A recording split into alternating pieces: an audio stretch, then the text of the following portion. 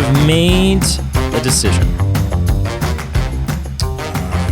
You're going to quit smoking. I don't smoke, so... There was that one time you had a cigarette. That was... Neither of us truly That was a remember while that. ago, and We you were just pretty know- drunk. I was, yes. Well, so were you. St. Patty's Day had its way you- with you. Yes.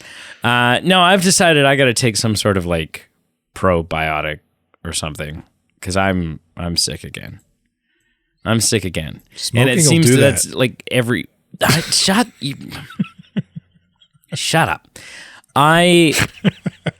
Honestly, and I don't mean to sound like this guy that's like bringing up this stuff and like the conspiracy, like, you know, whatever. But like, I've never been the type of person who gets sick a lot until I got COVID. And after I got COVID, it's like every 6 weeks. Like clock, I can set my watch to when I'm gonna be sick.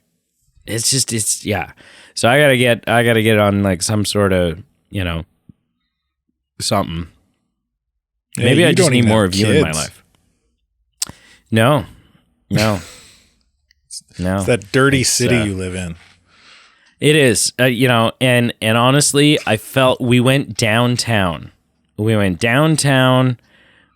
the CN Tower. We're at, you know, blah, blah, blah, like, you know, tens of thousands of tourists every day. And so, and then it was literally like a day and a half after that I was like, uh-oh. Yeah, you gotta move into the country, get you some of that country air. And I do, like, I like wash my hands, and so it's not like I'm like touching, I'm not out there like licking railings. I'm just, you know. Well, there was that one Just time on whatever it St. is. Patrick's Day when you were really... On that way that I licked that railing. Yeah. You're an asshole. Hello and welcome to the Movie Men Podcast. The B team. That's Carl. and that's Brady. Oh, you switched it up again, you dirty rat. I Yeah, almost well- said that. I'm Carl. Yeah.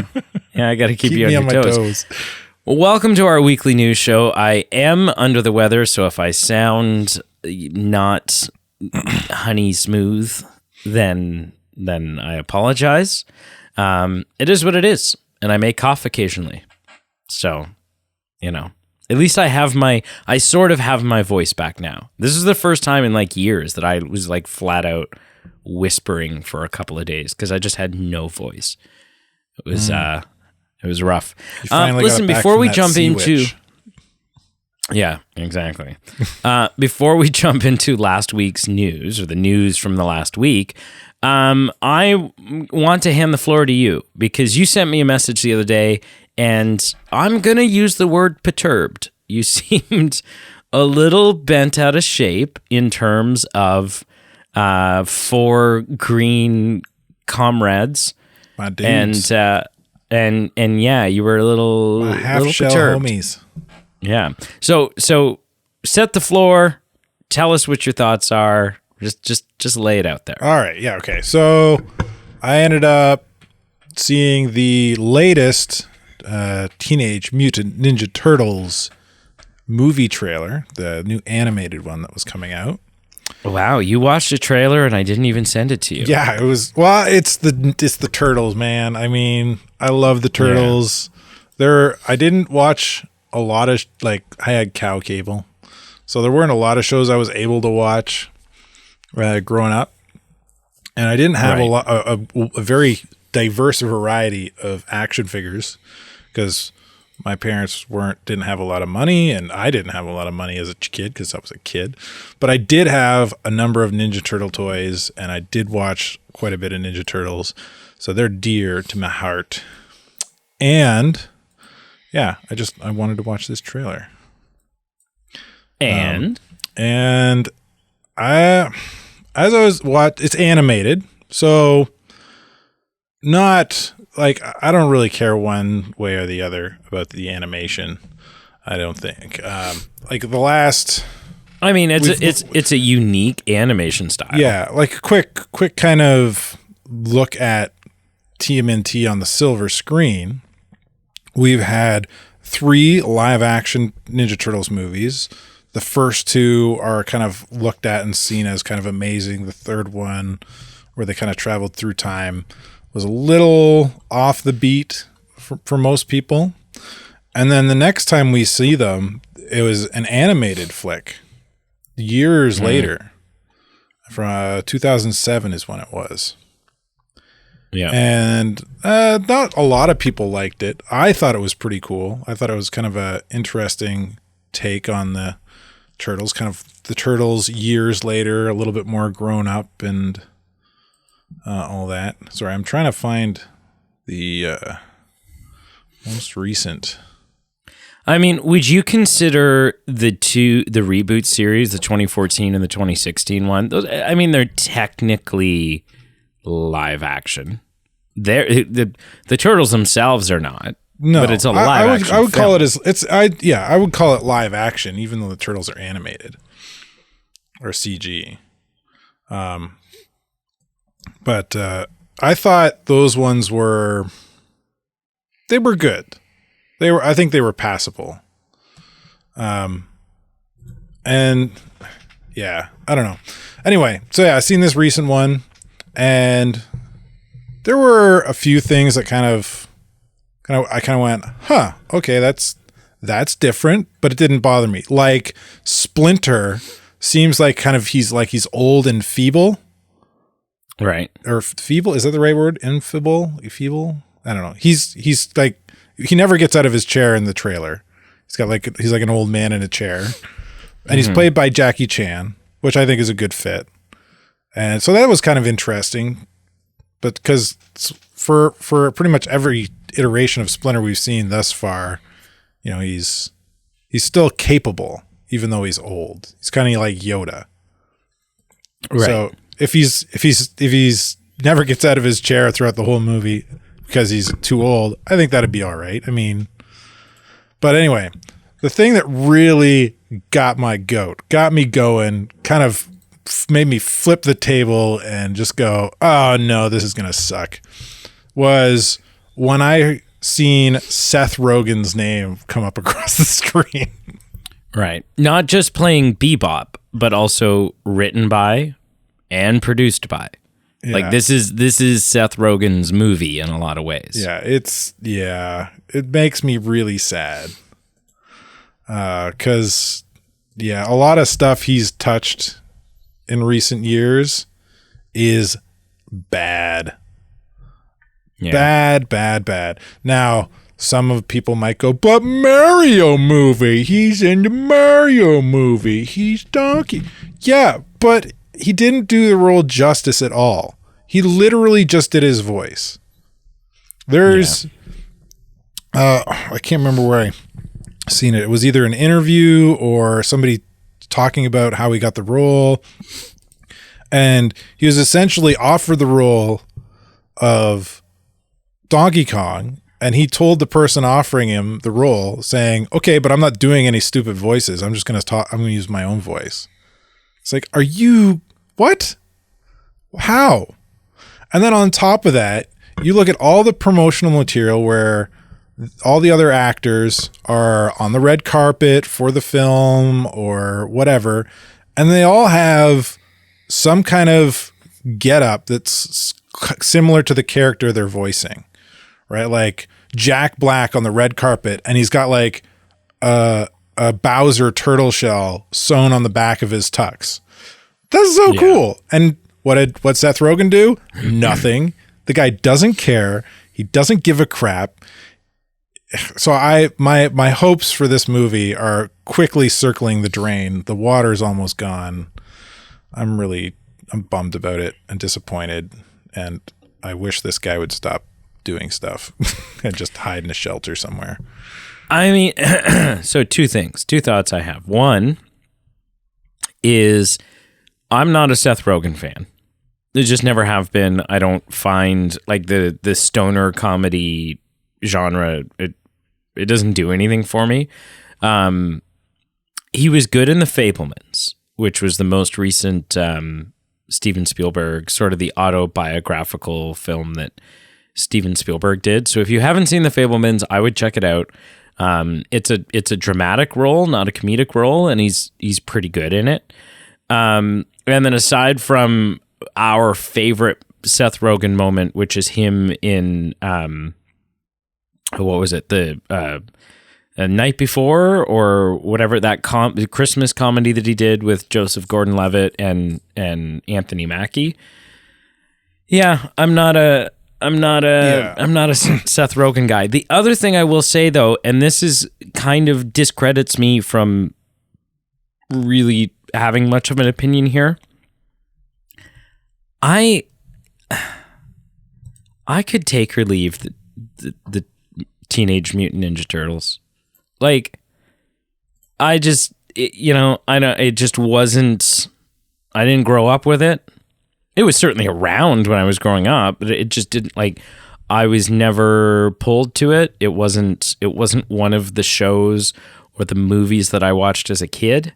And so I just, now at 30, I'm like, okay, yeah, there's an animated thing coming out about Ninja Turtles. Like, okay. Like, I just don't care. I could take or leave the Mutant Ninja Turtles. Yeah. And so, yeah, that's kind of, I'm certainly not going to see this thing in theaters.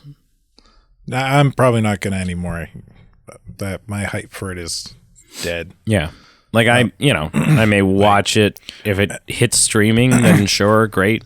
And this, like, we've talked about before how kind of interpretations or changing up an IP, modernizing it, whatever, telling it from a different angle, new story, kind of changing the characters a little bit. We've talked ad nauseum about different things, especially with the MCU and different things. But here's, like, when you're making these movies, superhero movies, or any movie that has an existing fan base, that is your target audience. Those people that care about that IP are should be your main target audience. The movie should still appeal to others outside of the target audience so that it draws a bigger audience and more people go and watch it.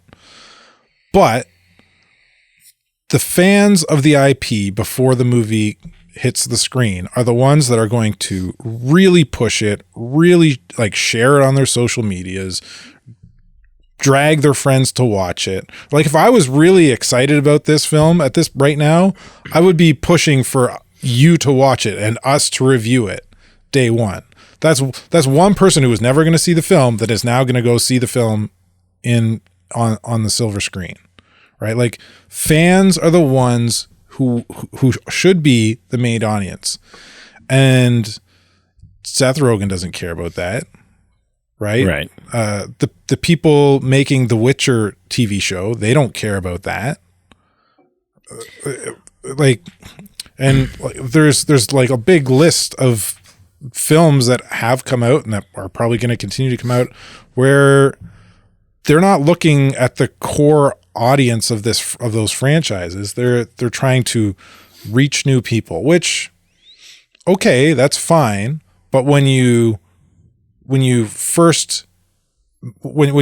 honor the source material and you make the original fans happy, you end up with something like the Super Mario movie, which does insanely well at the box office because the core fans, even though you changed a few things, they still think it's amazing because you treated the material with respect. And I'm difference, very doubtful this one will be any good because the one difference reasons. I will say is, like, when it comes to, like, if this were a live action Teenage Mutant Ninja Turtles movie, and it was kind of being marketed, or, like, the idea behind it was that this is sort of a return to the OG Ninja Turtles, then I would 100% agree. I think there's a difference between this and the Mario movie. And I think that for something like this, for an animated Teenage Mutant Ninja Turtles movie, specifically for a property like this, I would say that that the fans of the source material, which, I mean, if we want to get really technical, there has been no Teenage Mutant Ninja Turtles made from the source material, because the original source material is like a black and white Sin City style, super violent comic book, like the OG source material. But anyways, when you have a film like Teenage Mutant Ninja Turtles and it's animated and it's being made by Nickelodeon, and you have a property like Teenage Mutant Ninja Turtles, who, let's be honest, the majority of kids today don't like.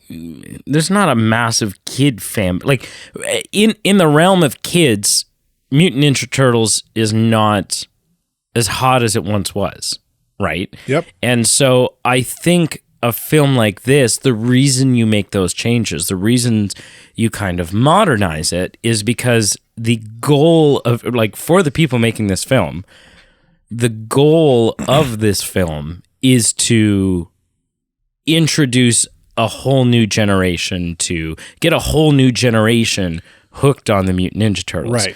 Whereas with Super Mario, you don't have that issue, right? There's 5-year-olds out there that are sitting with a Nintendo Switch playing Mario Maker, right? Like, Mario is still in the lexicon and in the, an audience from a young age.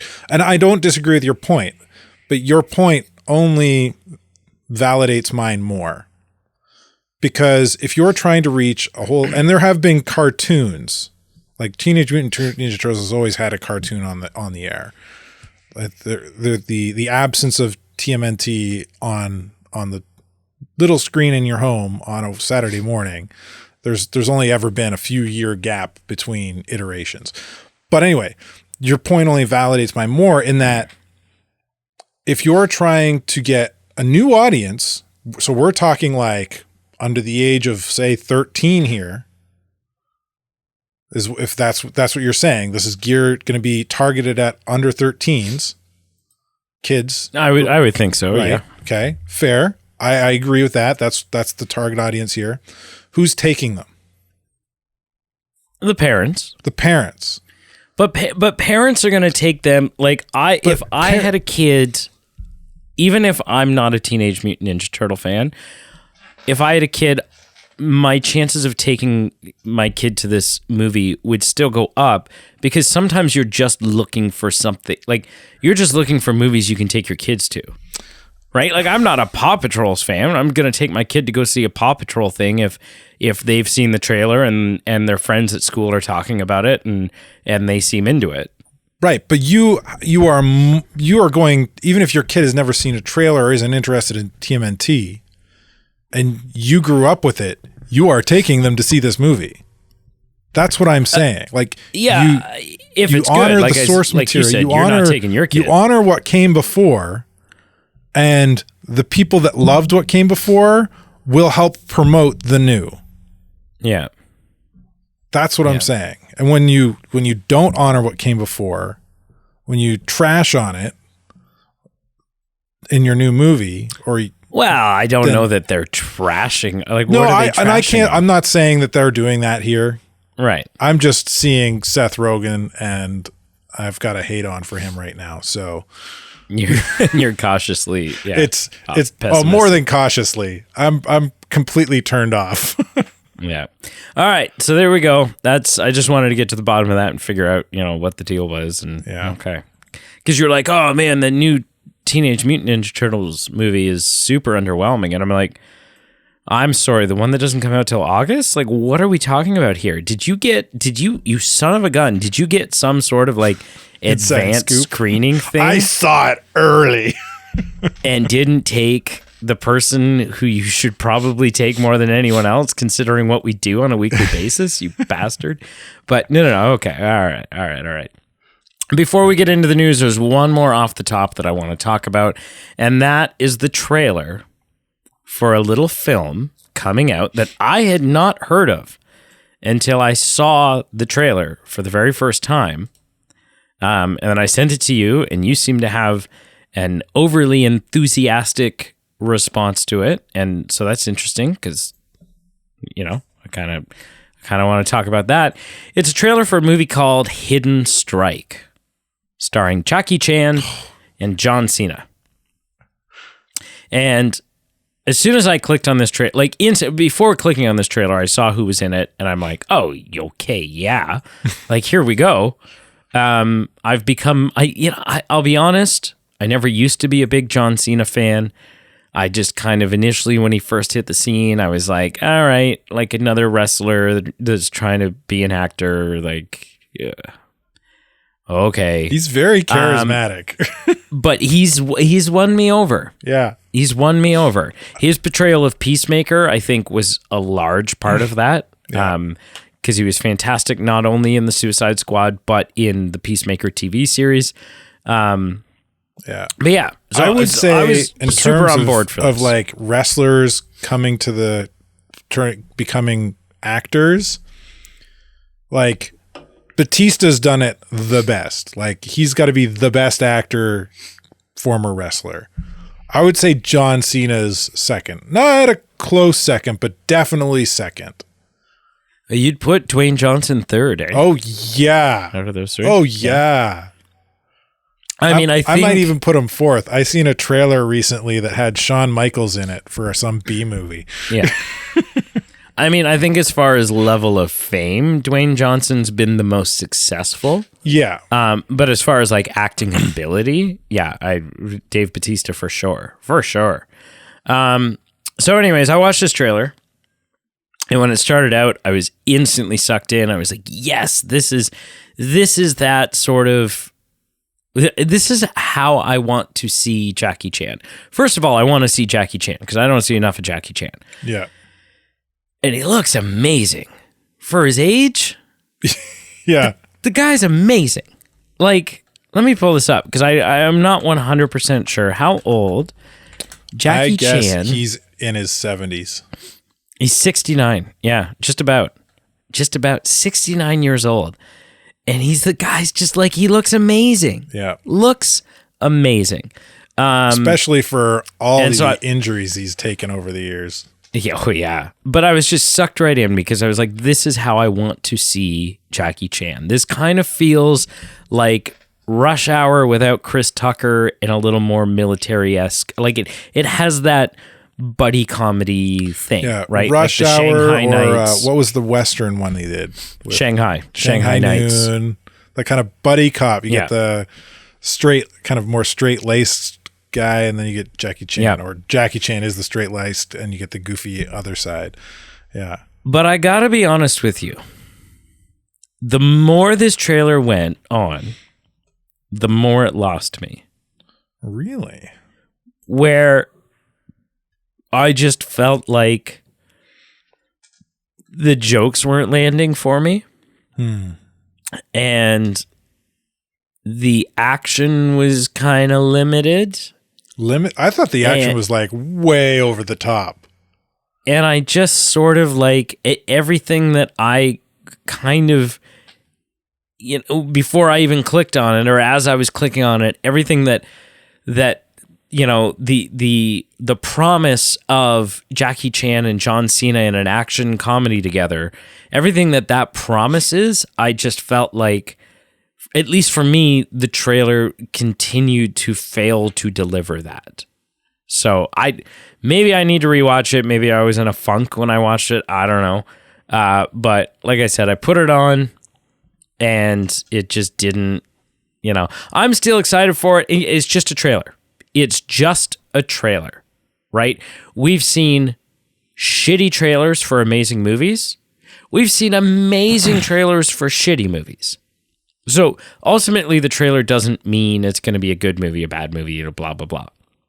But this first trailer isn't doing it for me. It sounds like you had the total opposite experience. So tell me what your thoughts are on this trailer. Oh, I mean, I am an action movie junkie.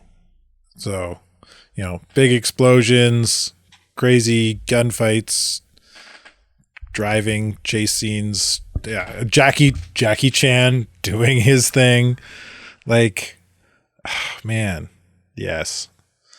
And the yeah, I don't know what you're talking about. The action, like, the action in this seems over the top, like the trucks flipping over other trucks, kind of stuff. Not when I say truck, I mean like semi truck flipping backwards over another semi truck. Like, this is insane. Yeah, and that was another like, part of it, is I just thought the CGI, like, there's even this shot where like they're just pouring oil, and you just see them like pouring oil out of this hose, and I'm like, that oil looks like 2010 video game graphics. Like, it just, the CGI in this trailer, and maybe the CGI is not done and they're showing us like half finished stuff. I don't know. Yeah. But it just, like, it really sucked me out of it. Yeah, I don't know. It seems like a kind of shut your mind off, go to another world, enjoy some goofy fun action to me, which is just great. Yeah, I like the kind of films that are kind of serious and deep and have meaning to them, as much as Pete does. Yeah.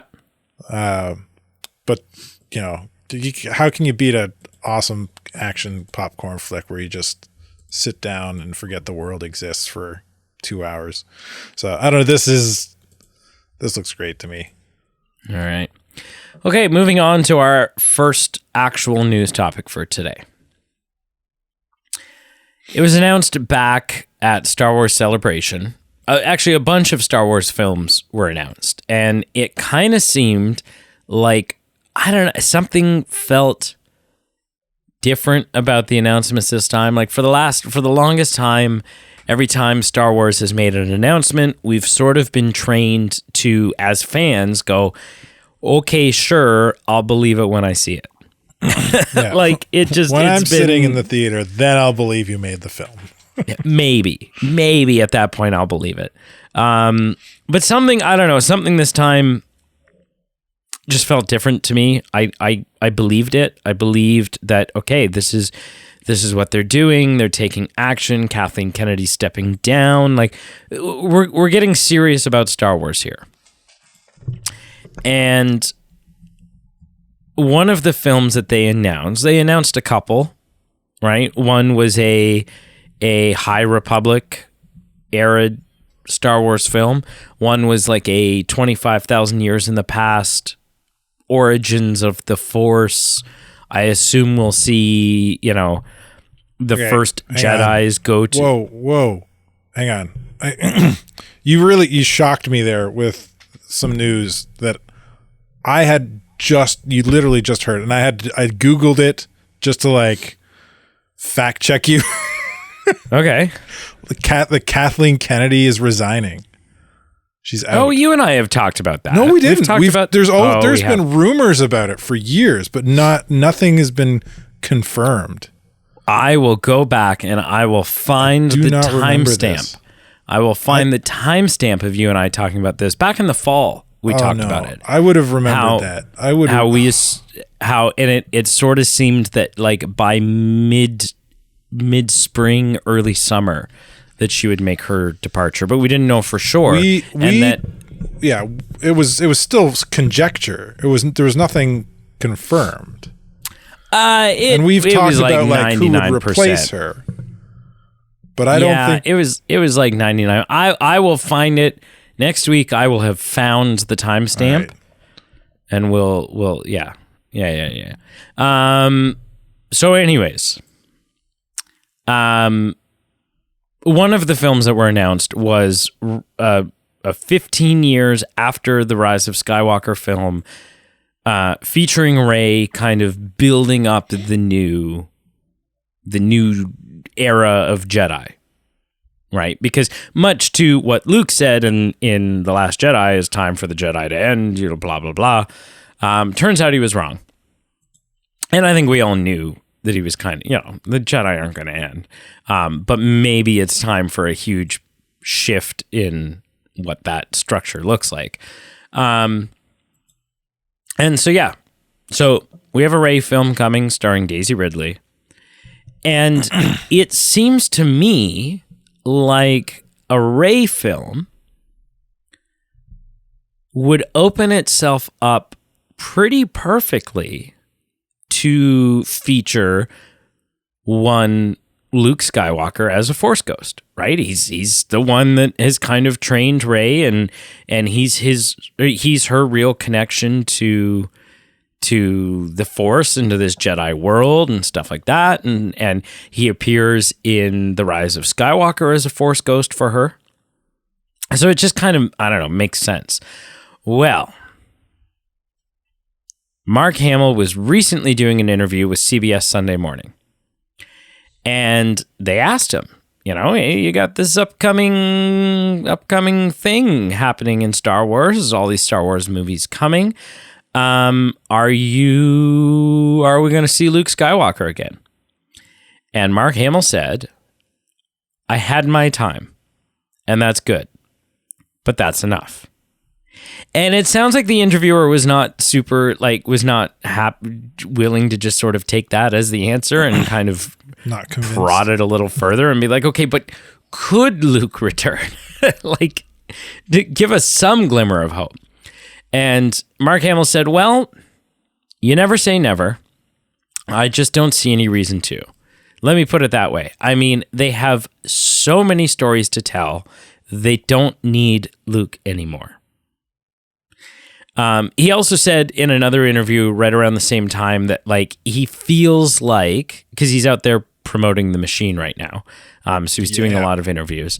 And he said, that it feels very it feels very clear that the point of the sequel series was to pass the torch from their characters onto new characters, and that he feels like that torch has been passed, and that that's so why bring me back? We've passed the torch. It's done. It's tell new stories. You don't. The Skywalker thing is done. You killed me. I'm gonna stay dead.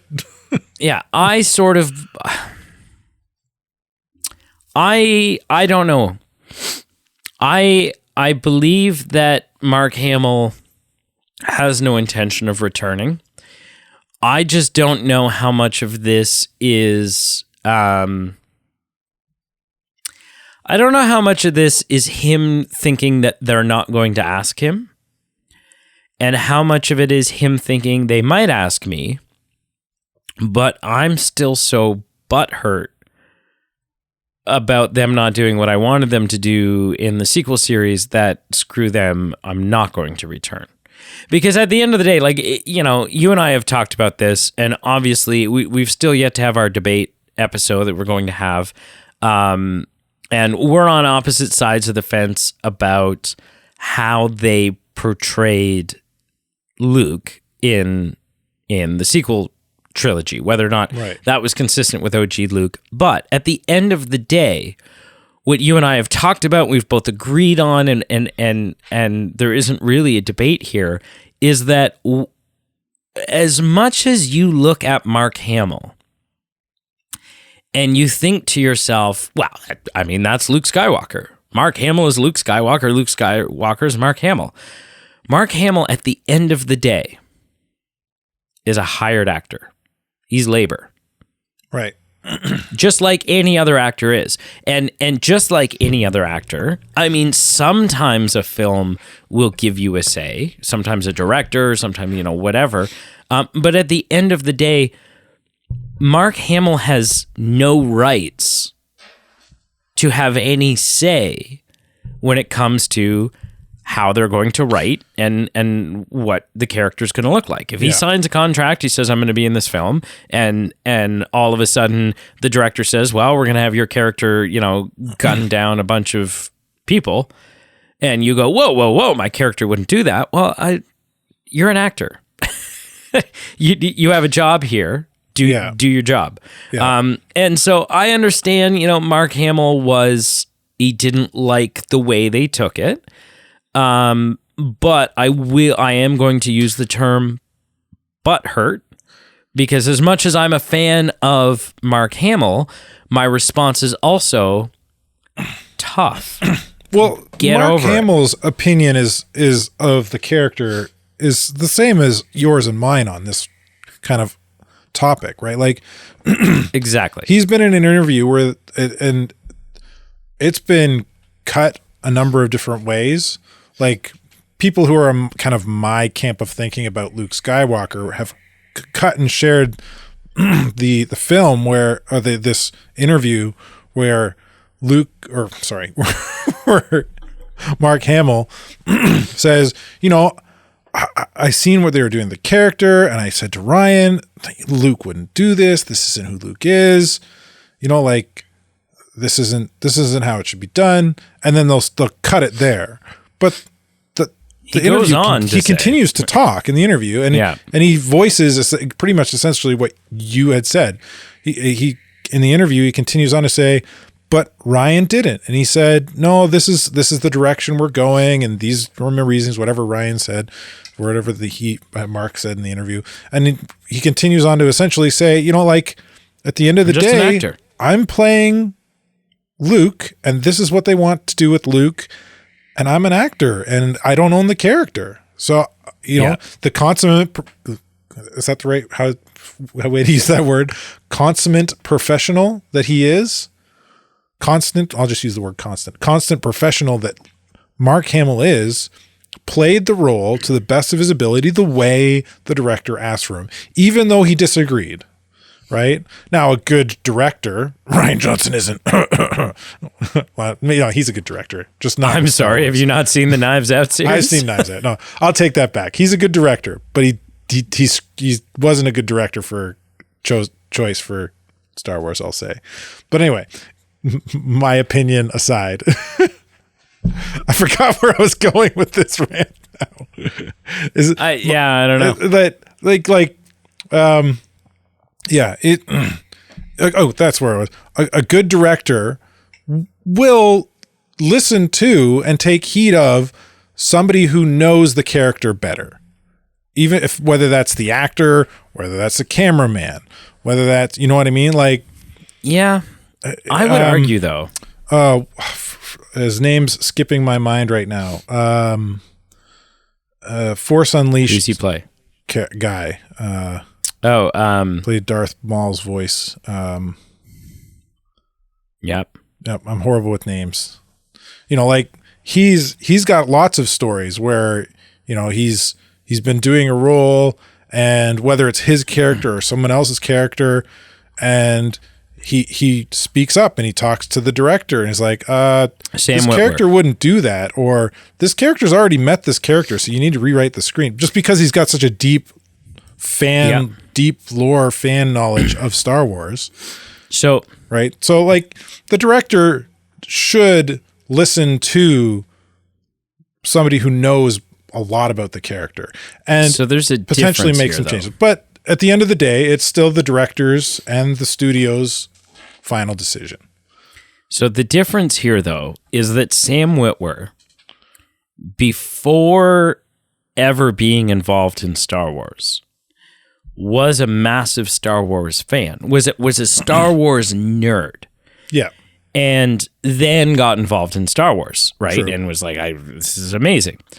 And it's sort of this well-known thing, and fans don't like to admit this, and it breaks fans' hearts every time something like this happens, whether it's Star Wars, whether it's Star Trek, whether it's Back to the Future, whether it's whatever it is, right? One of these like Comic-Con level fandom things where you've got Mark Hamill, you've got Christopher Lloyd, you've got Harrison Ford, you've got whoever's sitting there, and you ask them a deep rooted, because you're the fans and you're talking about this and you're talking about like XYZ and debating this topic within Star Wars and whatever. And so you're like, you know what?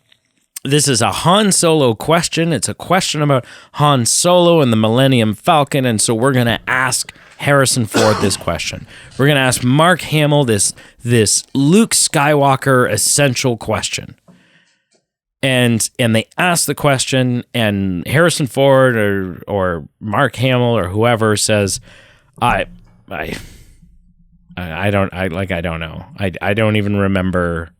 Like, I don't remember. I'm not, we're not enriched in these details and blah, blah, blah. And it breaks fans' hearts, right? The fact that Christopher Lloyd can't answer questions about the flux capacitor and blah, blah, blah, because he doesn't know and or care.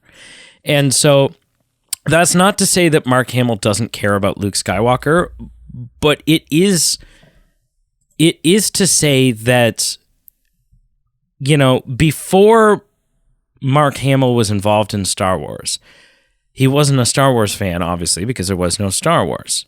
And there's been, like, you can go online and see times where, it's obvious. Like, the fans know way more about Star Wars. The fans know way more about Luke Skywalker than Luke Skywalker does, because it's right. He reads the stuff off the page and he acts it. And Rian Johnson, before being involved in Star Wars, was a massive Star Wars fan. And so I'm not getting into the semantics of like, did Rian Johnson know better? Did blah, blah, blah. But what I will say is that, like, I think you have to be careful in giving Mark Hamill too much credit when it comes to knowing the character. Yes, he's portrayed the character, but he certainly hasn't read all the comics. He certainly hasn't read all the novels. He certainly hasn't played all the video games. Right? And so, like, when it comes down to the nitty gritty of, like, what is true to a character and what isn't, I would say there are few exceptions to this rule, but quite often the person playing the role is not the ideal authority on the character. The one exception that I can think of would be when it came to Kevin Conroy voicing Batman.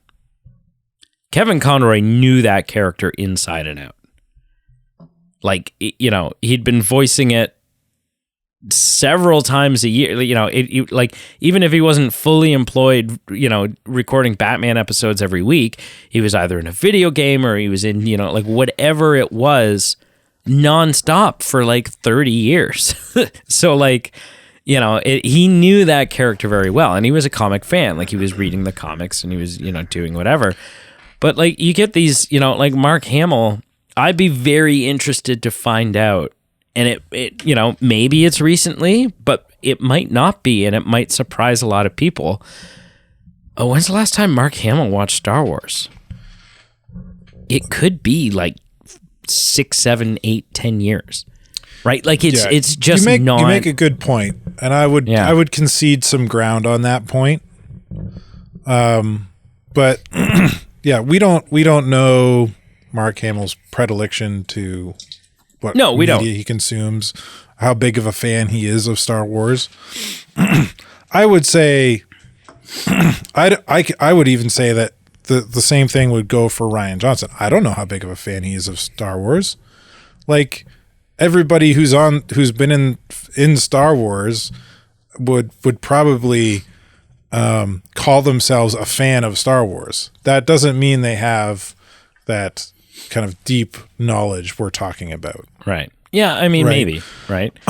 That being said, if Rian Johnson and Mark Hamill are both quote unquote fans of Star Wars to a similar degree, because we don't know, like, if all things being equal, I would still listen to Mark Hamill over Rian Johnson about who Luke is and what his character would or wouldn't do, because Mark has to put himself in the mind of the character.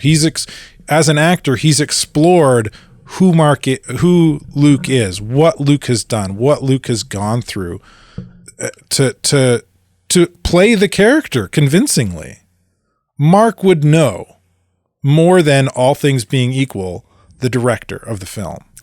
Yeah, but also at that point, he hadn't done it in 35 years. It doesn't matter. Right? Like, he still, he would still have to, as an actor, as a professional actor, he would still read some books, figure some, like, read the script, read other media about like, Henry, I was going to say Henry Cavill, but Henry Cavill's a massive nerd. He would be the other exception to that rule where you listen to him about what his character playing. Anyway, I'm trying to think of anybody else. So I'll give you an example. We'll say Ant-Man, right? Okay. I don't think Paul Rudd read an Ant-Man comic once in his life before playing the character. But going into the role, he probably read a lot of Ant-Man comics, a lot of Avengers comics that had Ant-Man in them, right? So he might not have the same depth of lore knowledge that somebody growing up with it would have. But because he's trying to enter the mindset of the character to convincingly portray his version of it, he would consume that information about him. He would learn about the character, where he came from, who he is, what I mean? Like, as an actor, that's one of the things that they would do if they care about the role they're playing. Yeah. And Mark Hamill certainly cares about every role he plays. And again, we don't know, maybe Paul Rudd's been collecting Ant-Man comics since he was 10. Like, we just don't know, right? But like, I think a great example of this is Elijah Wood playing Frodo, right? Elijah Wood, like, while they're on set for Fellowship of the Ring, any scenes that don't involve Frodo, Elijah Wood is sitting there with the novels because he's very curious to find out what the hell happens. Yeah. Like, he had never he didn't know, right? So anyways, all that aside, that's what's happening. We have a new Star Wars film coming. It sounds, based on what Mark Hamill is saying, that we may have seen him portray Luke for the last time. But ultimately, we just don't know. Yeah. Sticking with Star Wars, a dump truck of money and the right script, and he'd be sure. Wow, sure yeah, for anybody, right? Sticking with Star Wars, you and I recently talked about the Obi-Wan series. Right? Yep. We reviewed it. And no, we didn't. We didn't review it. We didn't. No, it was before our time. We weren't a thing. Before our time. We weren't a thing. We didn't start this union until after. It's pre-us. Yeah. But we certainly, like, off camera, we talked about it. Yeah. Right? As good friends and Star Wars talked fans. About it a little bit on mic too, but not. Maybe, yeah. All of these Disney Plus things, like many of the Star Wars ones, and many of especially the MCU ones, have been presented as limited series, right? As a one season. It's 6 to 8 episodes. That's it. This isn't season 1. It's just a series. And one of those that was presented as a limited series was the Obi-Wan series. A series that certainly had its ups. It definitely had a lot of downs.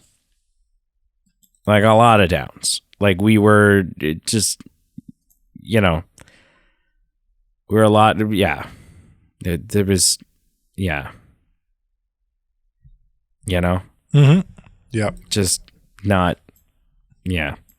And when it ended, I mean, Ewan McGregor had been pining to play the role of Obi-Wan again for a very long time, and was ecstatic to come back. Ewan McGregor is a massive Star Wars fan. He wants to be a part of this franchise. He loves the character. A massive fan, as we've talked about actors being fans. Yeah, but he's gone and, there's like, you see all this footage of him like sitting in his trailer, watching Alec Guinness footage to just to bridge that gap and get it right and blah, blah, blah. And, and he's talked about, like, because his uncle, I think, is in A New Hope. Wedge Antilles, yes. Yeah. And so he, like, he talks about, like, having gone as a kid to see his uncle in the new Star Wars and blah, blah, blah. Not just A New Hope, and but he was also in Return of the Jedi. And Empire Strikes Back. And so there was a statement that Ewan McGregor made in an interview sort of following Obi-Wan that he hopes to do it again. Right? He was pushing for a season 2. Like, let's tell more story. Let's do this. I want to be Obi-Wan. Like, you know, and who wouldn't?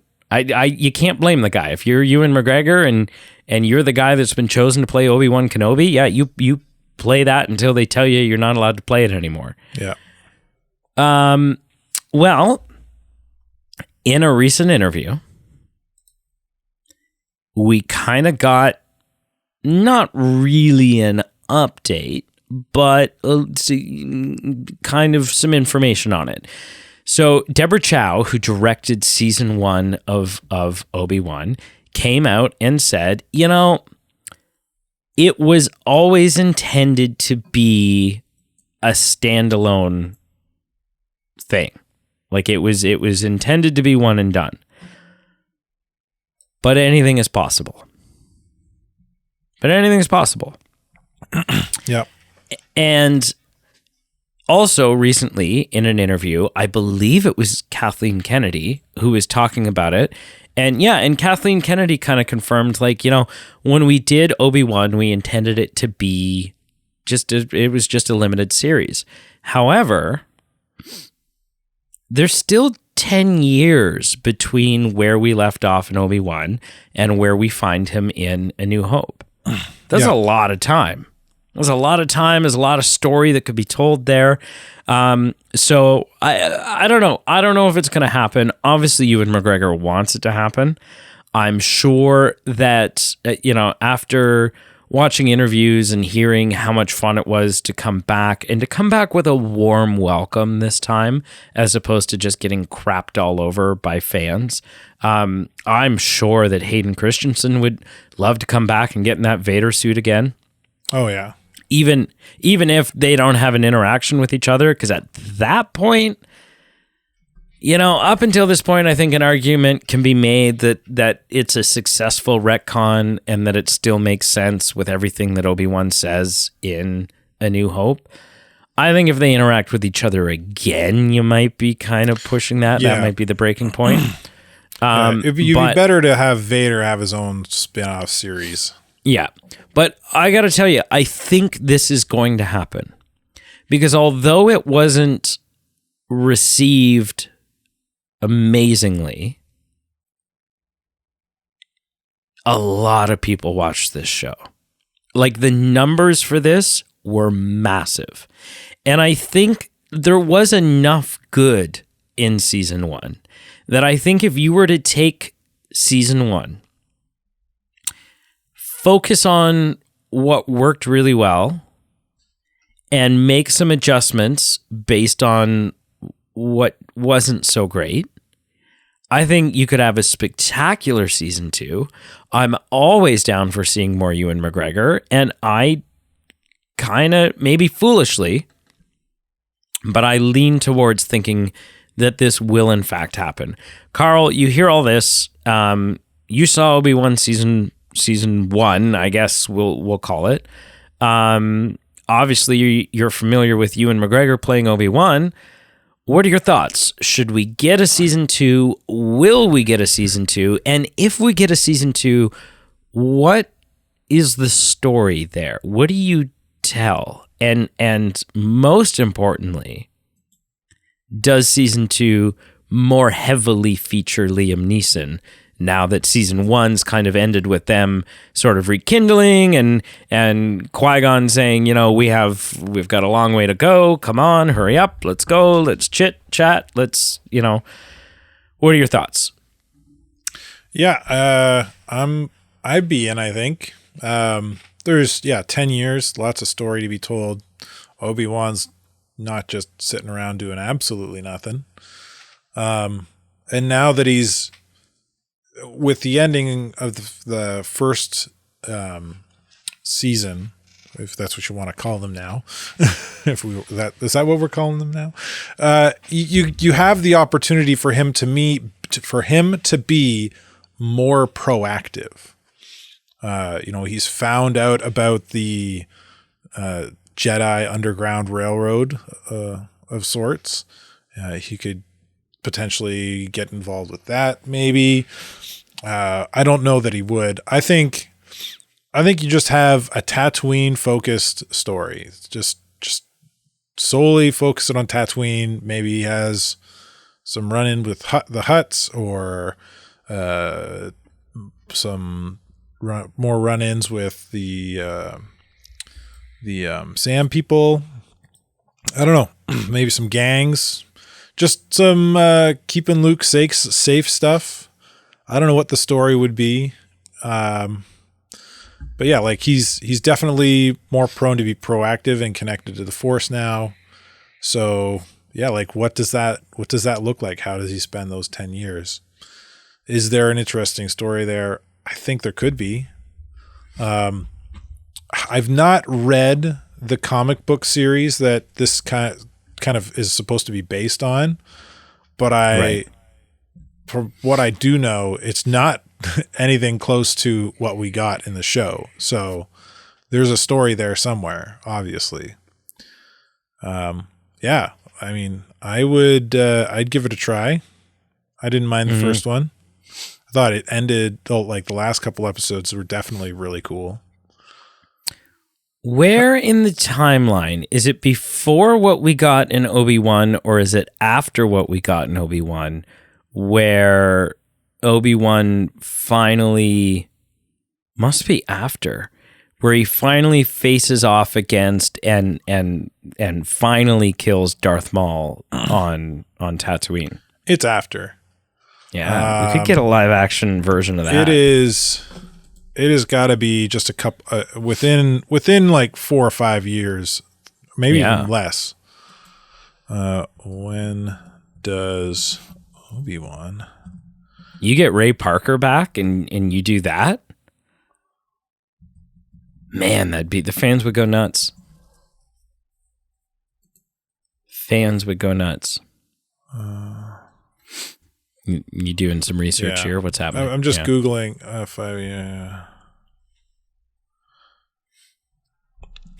can put what year.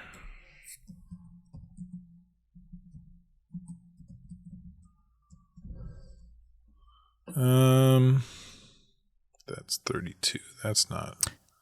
I mean, it must be, because if you think about it, he shut himself off from the Force, right? So it was like he's been hanging out on Tatooine, not capable of doing what he does in his fight with Darth Maul, right? So it's only after he kind of reconnects himself, starts wielding a lightsaber again, that he would be able to have that interaction. I don't know if you're going to find it, man. There's going to be a lot of deep digging. Like, so the Rebels series, that happens right near the end of the Rebels series. So maybe that's a better question, is when does the Rebels series end? Well, doesn't it end kind of just before Andor?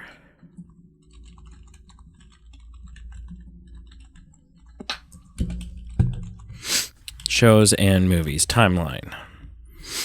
I'll find this faster than you. Okay, so. Boop, boop, boop, doo. No, just let me look at this image. Open image in a new tab. Okay. So, Rebels happens. This is the content people are listening for. Us Googling things. Yeah, so Rebels happens after Obi-Wan. Yeah, I knew that. Yeah. But like leading kind of just how many into years Andor before? Because Rebels is only supposed to take place like over the course of 1 or 2 years. Right. So what year does Rebels take place? It looks like it takes place just before Rogue One. So not long before. So within a year, yeah. So Darth just before Maul Andor dies within a couple years. Within 2 years minimum of Luke meeting Obi-Wan in learning about the Force and his daddy and blowing up the Death Star. Because if I pull up the image of it, Obi-Wan's like, he's looking more Alec Guinness-y when they have that fight. He's like, Yeah. Yeah. No, yeah. So could happen. Could happen. I'd be super down for that. Be super, super down for that. Anyways, okay. Well, moving on. Tapping into your love of live action remakes of animated movies. Oh, goody. It was announced a little while back that we were getting a live action version of How to Train Your Dragon, which is actually a DreamWorks property. It's not Disney. So, DreamWorks getting into the remakes. But you know what? I think it, like, if you really look at, I mean, the How to Train Your Dragon movies are fantastic. They're so good. Yeah. And if you really look into, like, okay, what is the story setting and events that take place in How to Train Your Dragon, you got the recipes for, like, if it's done right, you've got the recipe for a ridiculously awesome live action movie. Like, it could be fantastic. Well, we now have our casting for the two leads in this, which are Hiccup and Astrid, if you haven't seen the How to Train Your Dragon movies. Hiccup is going to be played by Mason Thames from the Black Phone movie. Haven't seen it. And the Last of Us actress. Haven't seen it. Nico Parker. Both of these actors are fantastic in both of those roles. Like, incredible. Absolutely fantastic. And I highly recommend, I can't believe you haven't watched The Last of Us. I highly recommend it. Not for the kids.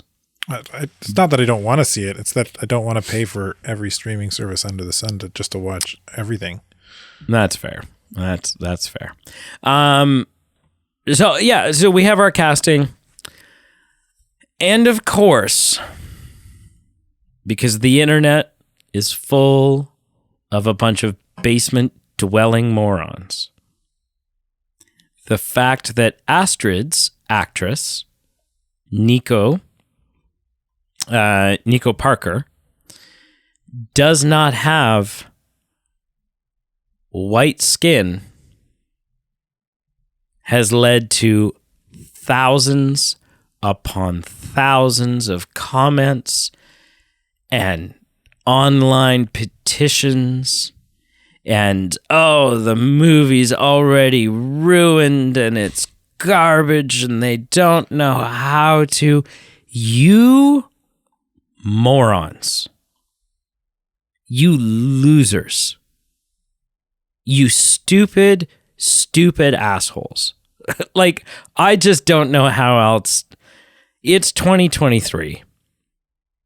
I don't know how else to respond to that crap anymore than, she's not white in the cartoon, or she's white in the cartoons.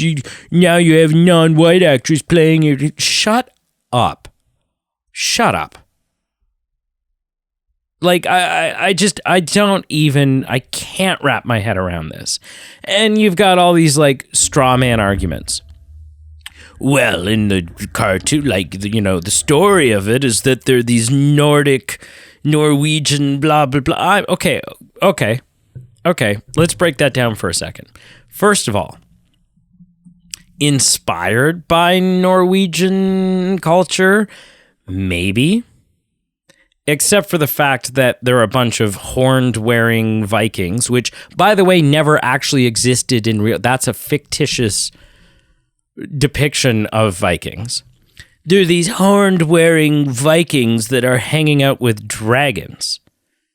A group of people who have never existed in the history of the world. A group of people who live alongside, train, and fly dragons. And, by the way, because we like to get, if we're getting technical here, they're all Norwegian. Right, except for everybody in this film having a thick Scottish accent.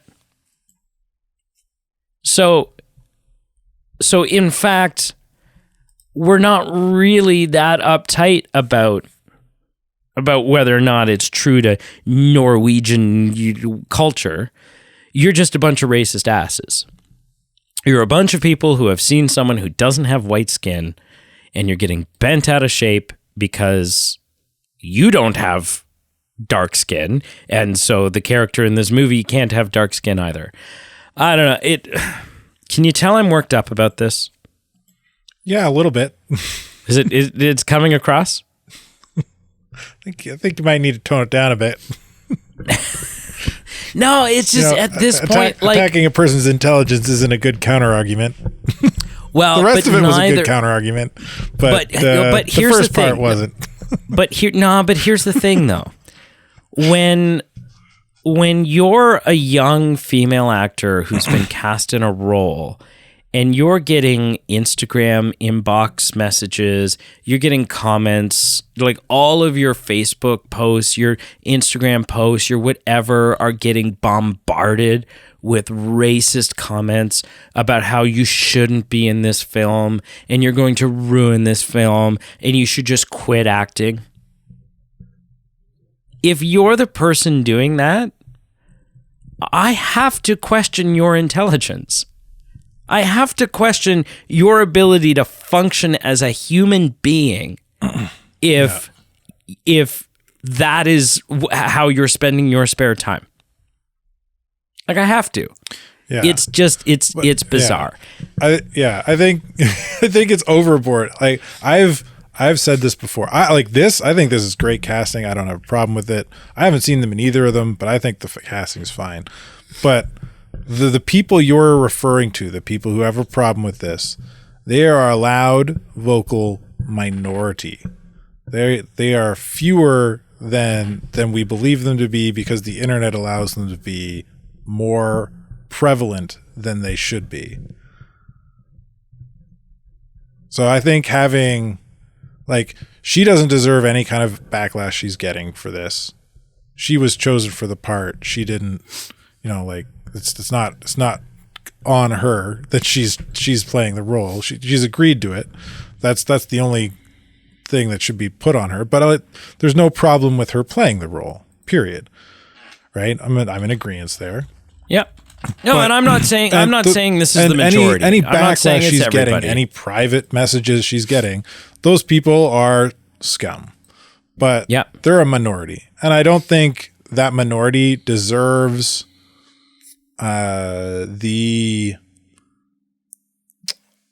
amount of vitriol you're giving them. They deserve the vitriol, but I don't think they deserve it on even our platform, which is very small and minor, because they're not worth it. Yeah. Right. No, it's you're all you do, in my opinion, all you do is you're throwing more fuel on the fire. You're giving them what they're looking for, which is attention. Yeah. And it's not worth it.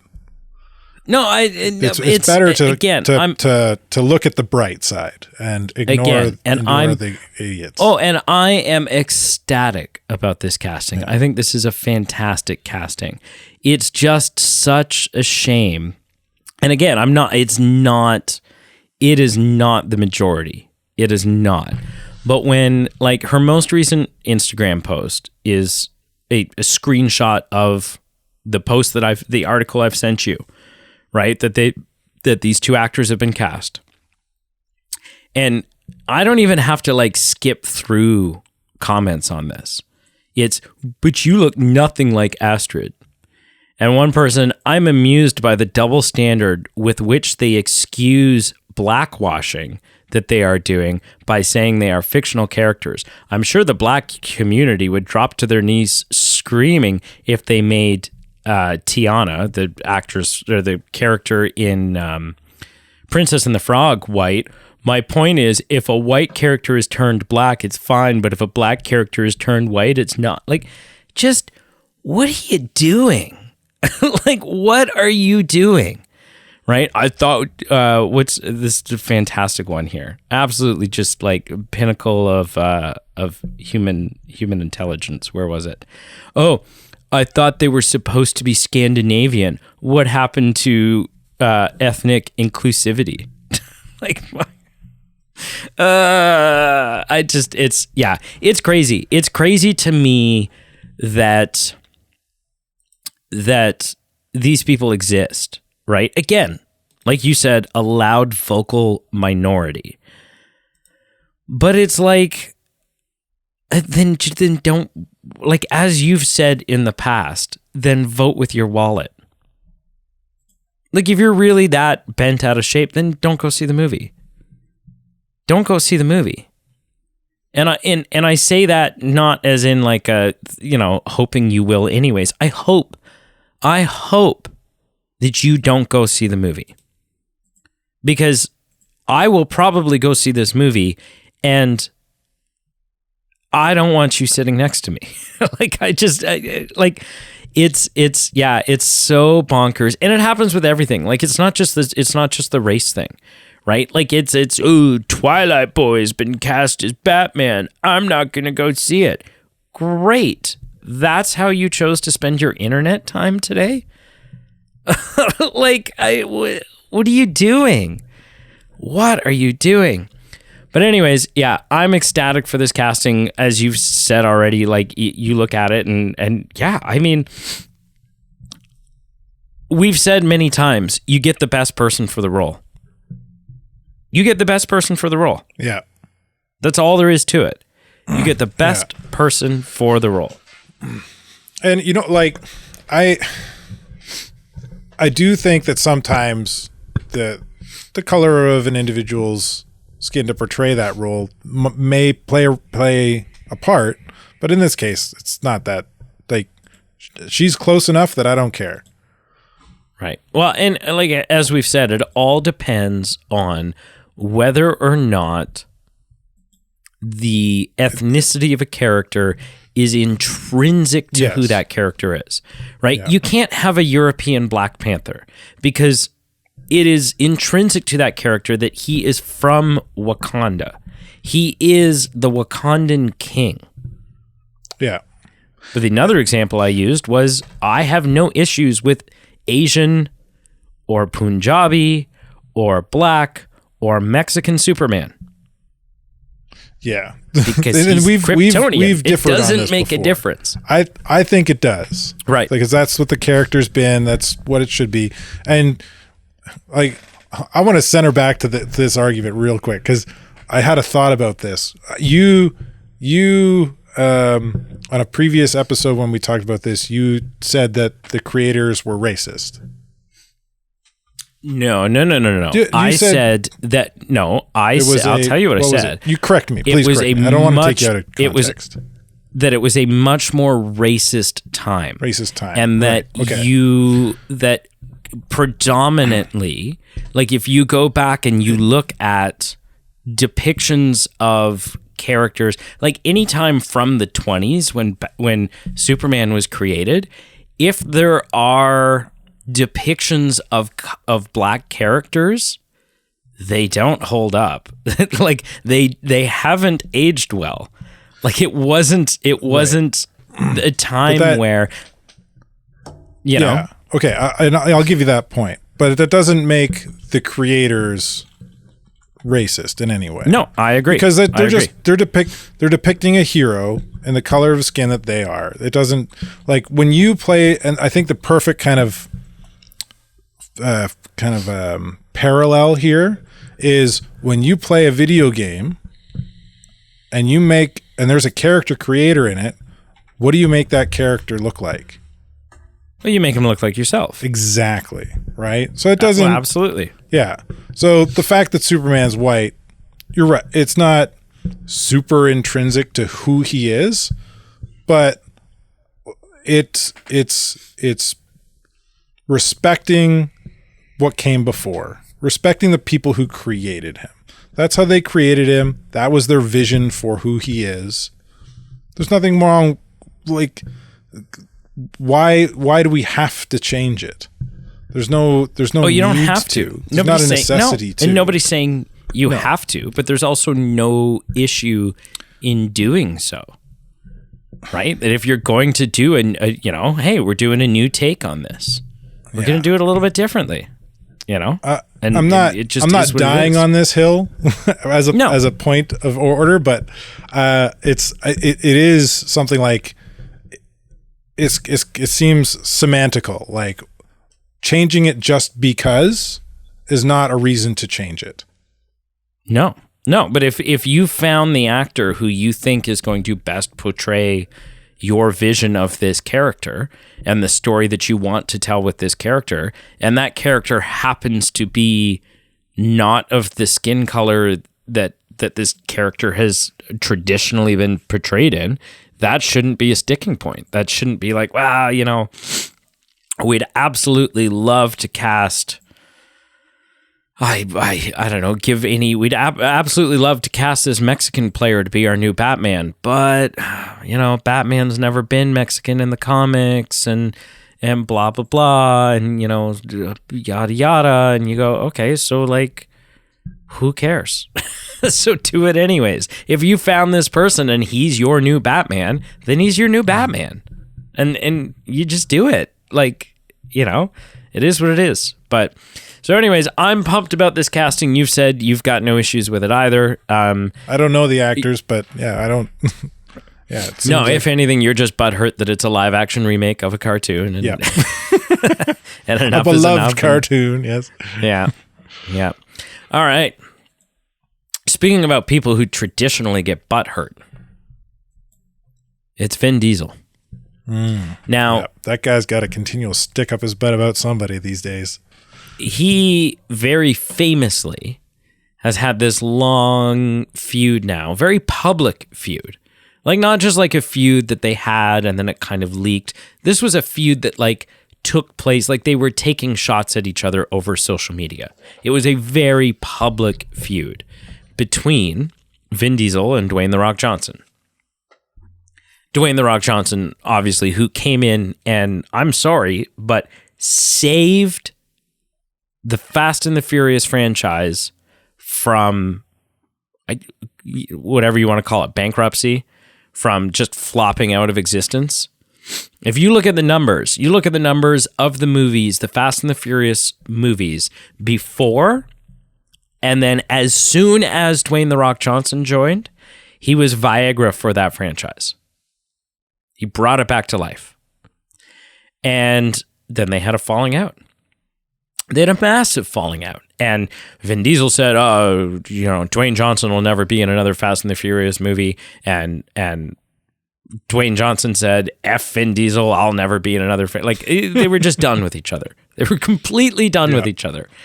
And, well, that's recently changed. For those of you who don't know, Dwayne Johnson... I don't consider this a spoiler. Dwayne Johnson does appear in the post-credit scene of the new Fast and the Furious movie. So they've mended some bridges. I don't know if they've mended all the bridges, but they've mended the bridges that matter in order to get Dwayne Johnson to show up in a post-credit scene. It was probably a also been a decision. Well, I don't know. You two play nice or else. It's also been announced that Dwayne the Johnson, that The Rock, Dwayne the Johnson's Rock. Hey man, I'm hopped up on cold meds. That Dwayne Johnson will be appearing in a upcoming. It's kind of like a sequel to the Hobbs and Shaw movie, except it won't have Jason Statham in it. It's kind of just going to focus around Dwayne Johnson's character. So, anyways, he's back. He's back. He's a part of the franchise, blah, blah, blah. Well, I mean, Vin Diesel can't just sit there and not have anyone to be grumbly about.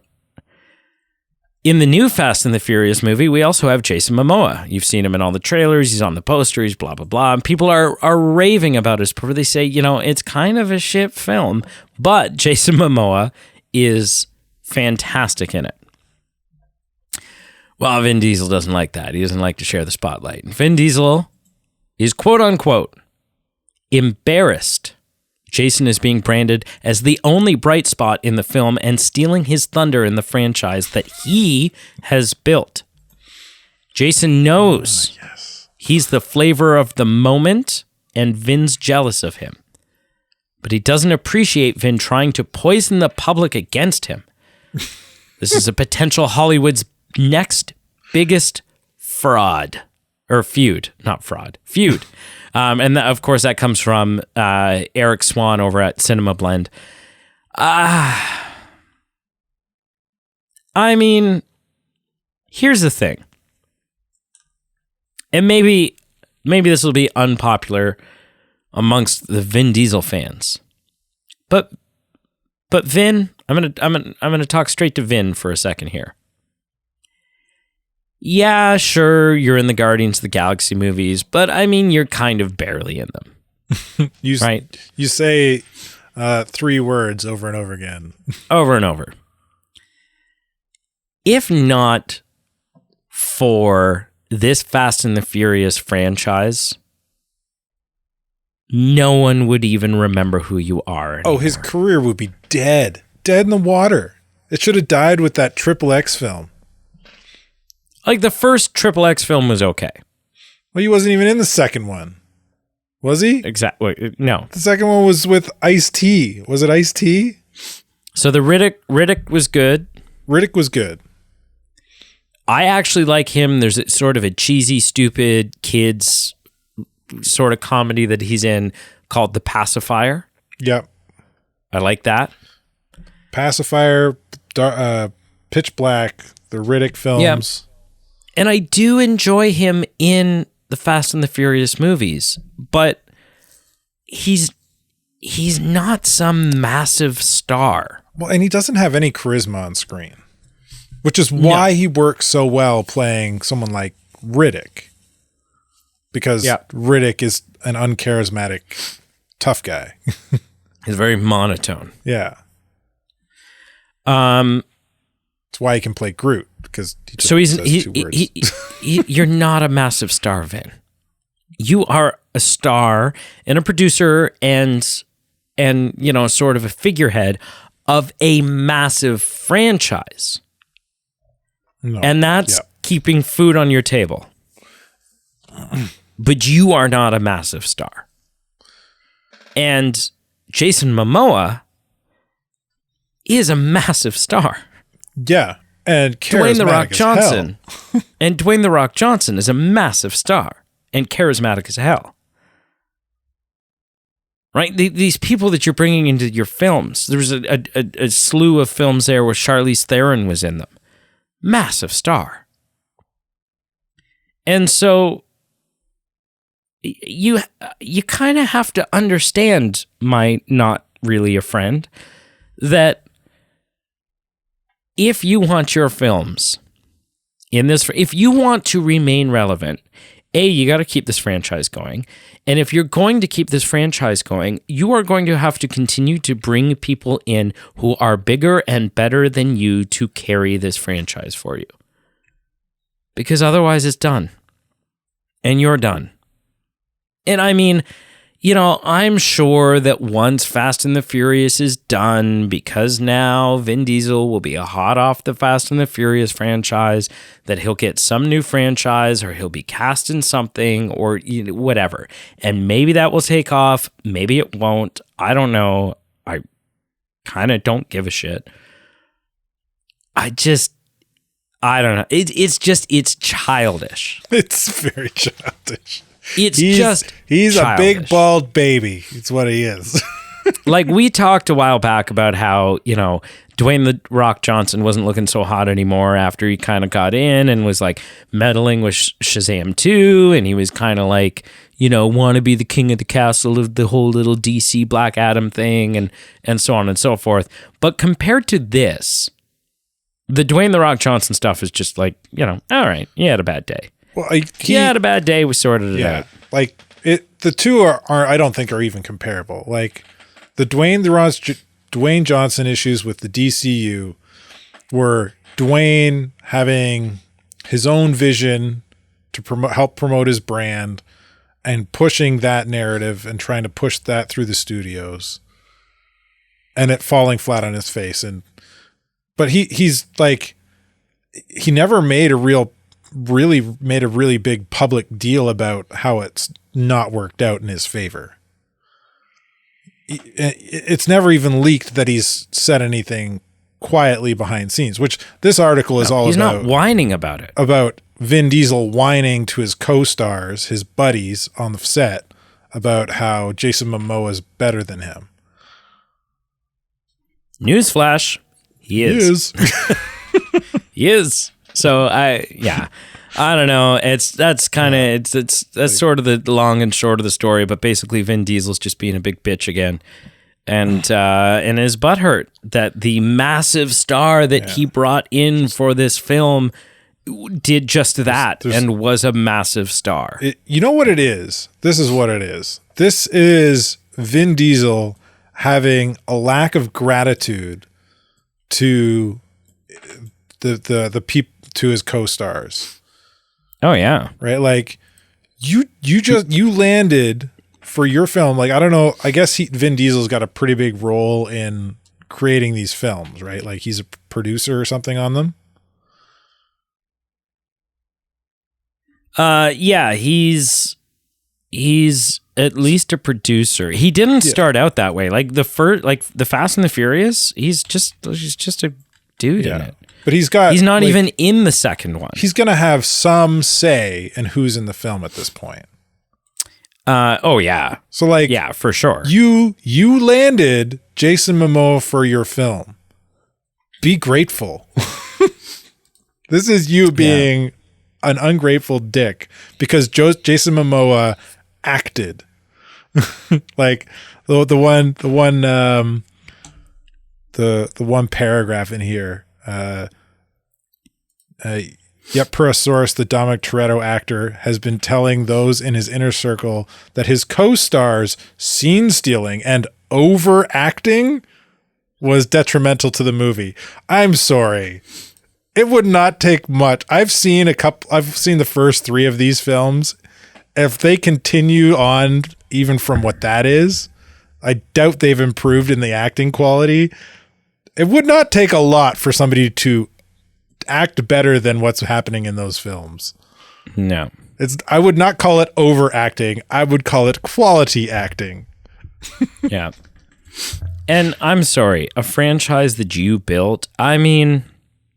Yeah, it's not built on his back, that's for sure. I'm trying to go back and see when he started producing them. Because just as big an argument, like obviously, even though he's unfortunately not around anymore, just as big as of an argument can be made that Paul Walker built this franchise. Yeah. Right? Yeah. So he doesn't. The first time Vin Diesel has a producer credit is not until the 4th one. So and he's not even in the second one. He makes a brief appearance at the end of the 3rd one. Like, just shut up. Yeah. Just shut up. Yeah, like I'm looking at like the title pictures. I just Googled Fast and Furious films. So I've got all the movies in front of me with just like one picture. And he's one of 4 faces in the first one. He's not even in the second one. Paul Walker's the only one in the 3rd one. He's not in the 4th one. No, Paul Walker, neither of them are really in the 3rd one. It was a total departure. Well, Paul Walker's in the second Turbocharged? one. The Tokyo Drift thing is just a totally different prequel to Fast and the Furious. Oh, this is a prequel. There's a prequel called Turbocharged. That might be like a tagline on the front of a The Turbocharged poster. Prequel to Fast and the Furious. What year did it come out? Too Fast, Too Furious. It's a prequel to Too Fast, Too Furious. Came in 2003, same year as Too Fast, Too Furious. Oh, that might be like a short film or something. Oh, it's only I don't 6 think that's minutes. an actual Never mind. movie. That one doesn't count. Yeah.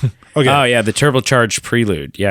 Okay, so you've got 1, he's on the cover with 4 people. 2, he's not even on the cover. 3, not even on the cover.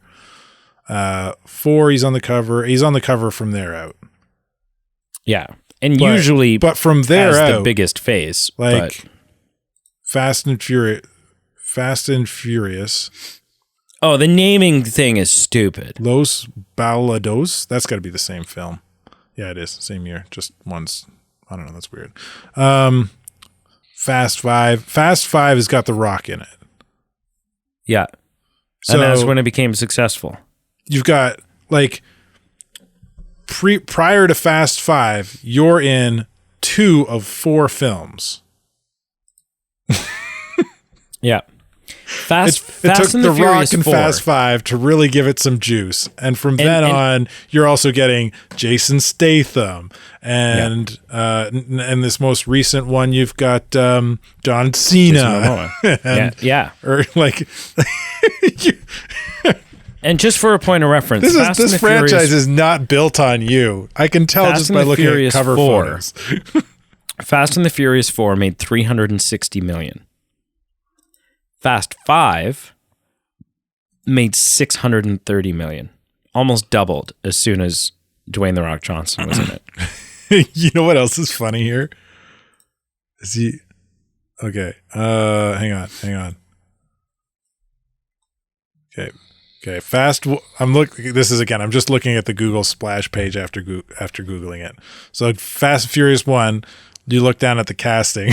This isn't anything really to do with quality of acting or whatever. It's just kind of ironic. He's the first. Vin Diesel isn't the first casting member. No, Paul Walker is. No, for you he is. And Fast, the first one. Well, I mean, if you're looking at the Google splash page, that's different. For everybody. I'm looking at the Google splash. But if you look at the actual billing of the film, Paul Walker in the second one. He's not in the Tokyo at all. We're not going to count that one. Paul Walker, he's first in the Fast Furious. Fast 5, he's the 4th person. Yeah. Anyways, moving on. 62nd. So Fast, this is ridiculous because it means nothing, but it's just funny. Fast 7, he's the 5th person listed. Yeah, see, nobody cares. Nobody cares. Moving on. So you and I had been talking about when we went, we both saw, we didn't review because, again, it was before our time, but Spider-Man No Way Home. Actually... No, we did. Were you a part of that review? I was, because I sat in a theater with Pete and he grabbed my leg so it was back when you were a guest. Like you weren't a part of the show, but you were. Yeah, okay. So yeah, you and I did talk about Spider-Man No Way Home. And one of the things that we talked about then, and I think we've talked about it a couple of times since, was whether or not we would get a follow-up. Was it done? Or were we going to see a Spider-Man 4 with Tom Holland? And we kind of said at the time, you know what? You could go either way. If this is it and it's done, then you know what? They put a nice little button on it. And it's good the way it is. But if not, then we're also you've set up something super wicked, and we're game for a lot more. And then there was even like some interviews from Tom Holland that kind of shed some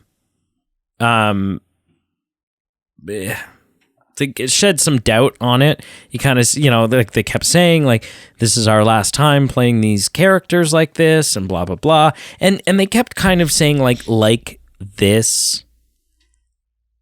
So it was like, it kind of cast some doubt. Like, what do you mean? Well, is it your last time playing these characters, or is it your last time playing these characters as they are, and they're going to be totally different moving forward? Like, what does that mean? Well, we found out a little while back that it seemed like we were getting another Spider-Man movie, and now it is official that meetings have started. The meetings have begun. We're in the process of just starting to put some pen to paper, figure out what this story is going to be,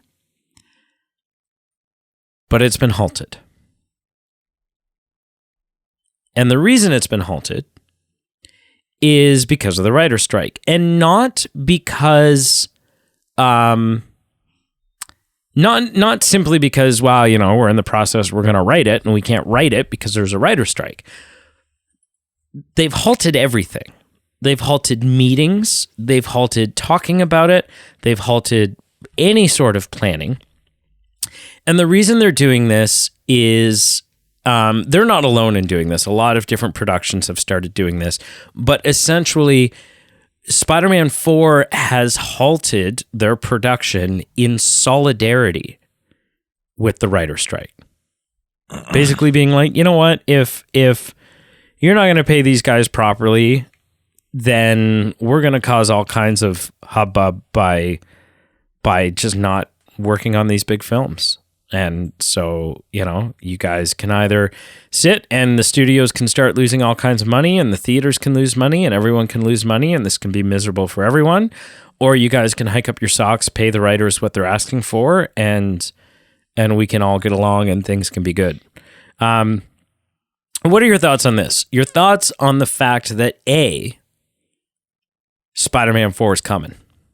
It is happening. It is happening, baby. And B, the fact that it's halted, and not halted out of necessity, but halted out of, you know what? You guys are getting screwed over, so we're just going to kind of sit on this as well, and we're going to stand alongside you in this strike.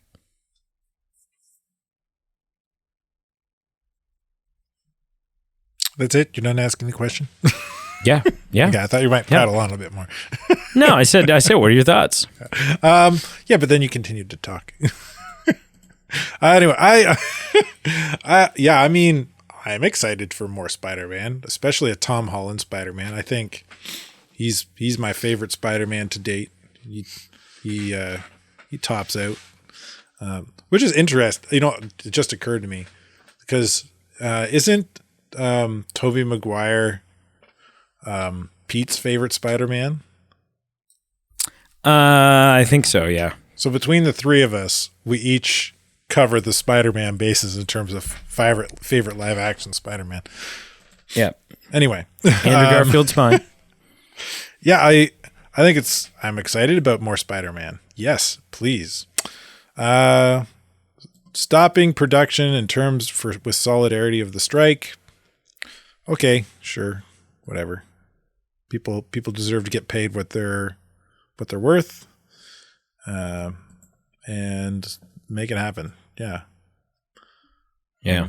Where do you want to see this go, Spider-Man 4? Like, given the story that we had and where Peter is kind of left at the end of No Way Home. Yeah. In Spider-Man 4, Back to Home or Home for Good or I don't know what you Bring It Home the title or it'll have home in it. Know that. That's all we know. They've set up a couple of interesting storylines they could pursue. They could pursue the symbiote Spider-Man. Vulture and Scorpion. Pardon? Vulture and Scorpion? Just saying, I was just going in order. That the first one they kind of set up in that post-credit scene of Homecoming. Oh, yeah. When Vulture gets to prison and Scorpion's there. Yeah. But it's still a Tom Holland one, right? Yeah.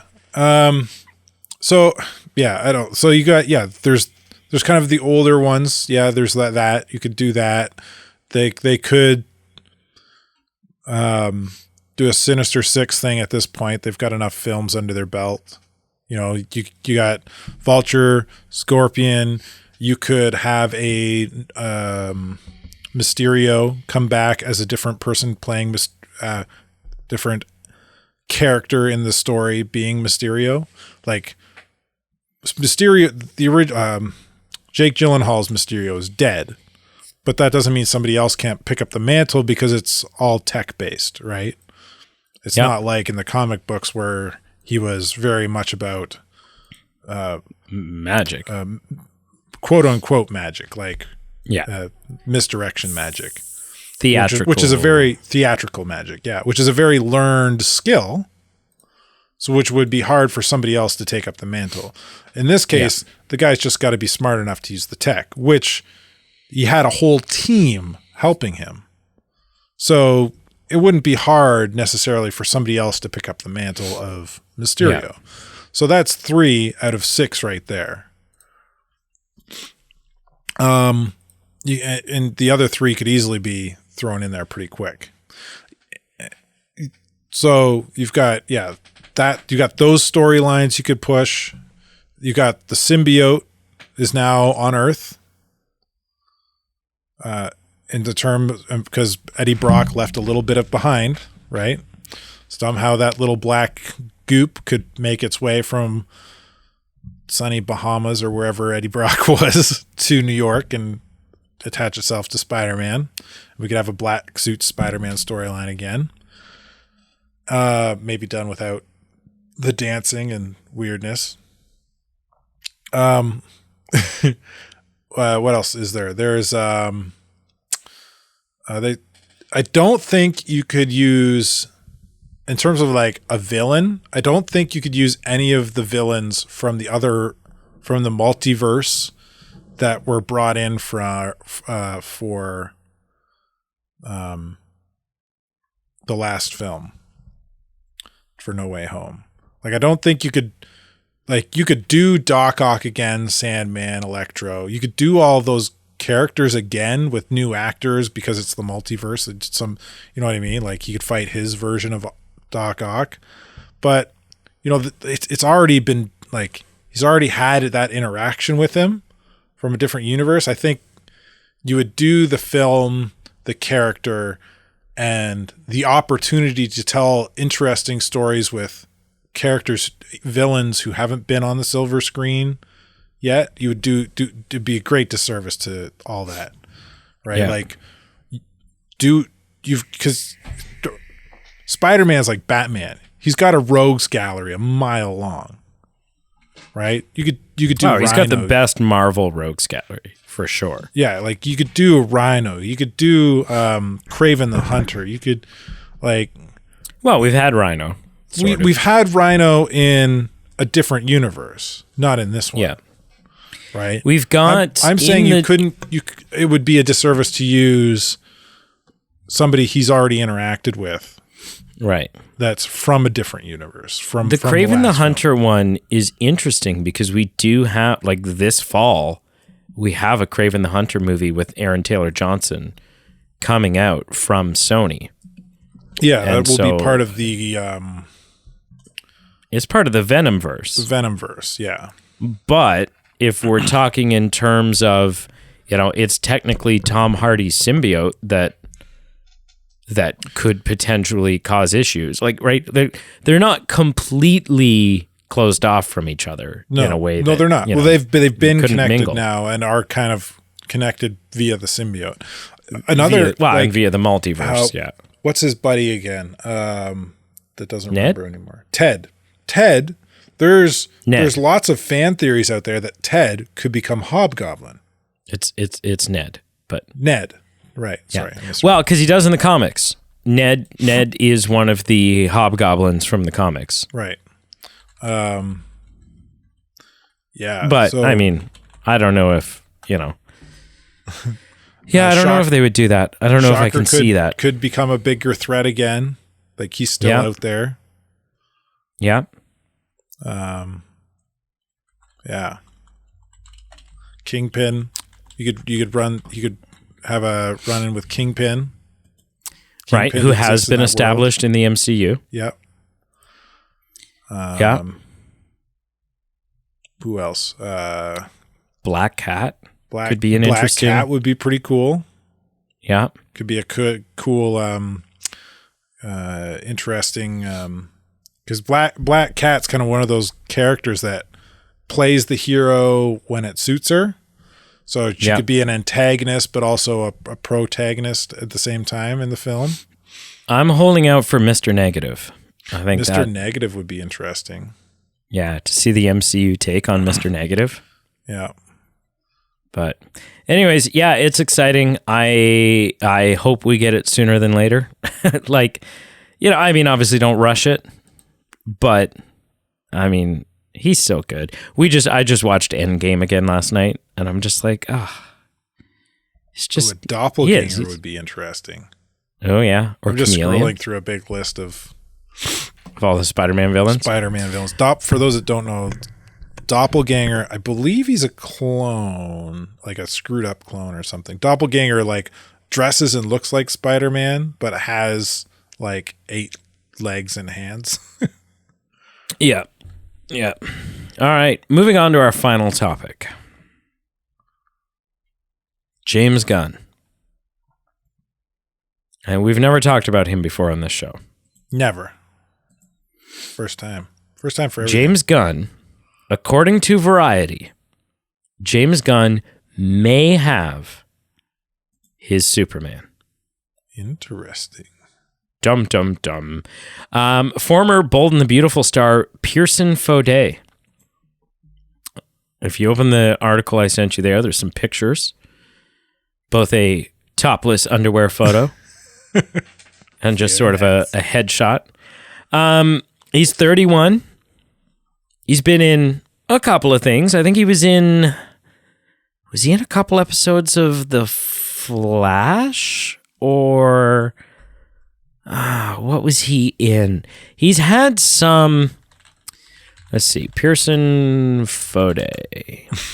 He's had some superhero property experience in the past. Not that that's necessary or really. No, he's in an episode of Supergirl. So he's in an episode of Supergirl. He's a pretty boy, isn't he? He's like, here's the thing. Looks aren't everything. Having said that, I look at this image and I go, I could see Superman. Yep. You tell me that's Superman? You put some blue tights underneath that black underwear, and that's Superman. And I mean, you look at that black underwear shot of him that you can find, it's on his Instagram. He wouldn't have to beef up much. I don't think he'd have to beef up at all. Like, they would maybe want, the only thing I could think is like to fill the suit out and make the suit look right, they might want his chest to be a little bit bigger. But the guy's jacked. Yeah. The guy's absolutely jacked. I said it when we did our fan casting. I don't think like Superman doesn't have, in my mind, Superman doesn't have to look like Dwayne Johnson. Like he should look muscly and fit, but he doesn't have to look impossibly unhuman. Yeah, he doesn't have to look godly. Yeah. James Gunn has said the next Superman has to be someone who has all the humanity that Superman has, but he's also an alien. It's got to be someone who has the kindness and compassion that Superman has, and somebody who you want to give a hug. Now, I'm not feeling overcome with feelings of needing to hug this guy, but I don't know. Are you looking at his Instagram? There's a picture of him where all he's holding is a hay bale and nothing else. And that makes you want to hug him? I could hug that. Him or the I don't hay have bale? attraction towards men, but I'd hug him. Oh, him. Yeah. Okay. Yeah. I'm looking at it now. Yeah. Ultimately, I don't know what this guy's like as an actor. Looks wise, yeah. I mean, if you go through this guy's Instagram, especially a couple where he's got, he's kind of styled his hair in that Superman-esque the one vibe. He's got the chin. Yeah, that looks. He's got the dimple chin. Yeah. I don't know, man. If this is Superman, if they announce tomorrow that this guy is Superman, I'll probably start diving in and seeing like, okay, I'll look up clips of stuff he's been in and be like, okay, can the guy act or is he just a pretty face? But if he can act, then he's definitely got the face. He's definitely got the body. And I'm forever in the camp of I believe wholeheartedly in James Gunn. And if James Gunn goes, this is the guy, then I'd be a fool not to, Not to sit there and go, okay, well, then this is the guy. I have seen something he's been in. Okay. But back when you watched a lot of Bold and the Beautiful? No, he was in Man from Toronto. He was in Man from Toronto. It was a small role. In Man from Toronto, he was the man from Miami. Yes. Yeah. And yeah, that was a really good film.